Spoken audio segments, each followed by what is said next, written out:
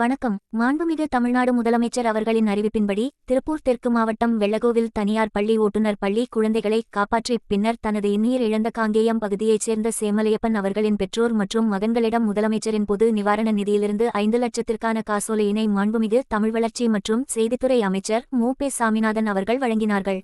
உடன் மாவட்ட ஆட்சித்தலைவர் கிறிஸ்துராஜ் அவர்கள், மாவட்ட கழக செயலாளர் மாநகராட்சி தலைவர் இல பத்மநாபன் அவர்கள், மாவட்ட கழக நிர்வாகிகள், ஒன்றிய, நகர, பேரூர் கழக செயலாளர்கள் மற்றும் கழக நிர்வாகிகள் பலர் கலந்து கொண்டனர்.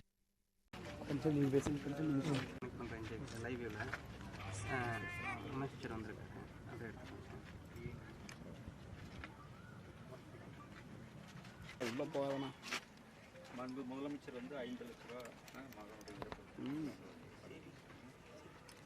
செக்கா காசோலையா இருந்து அப்புறம் கை தொட்டு முடிய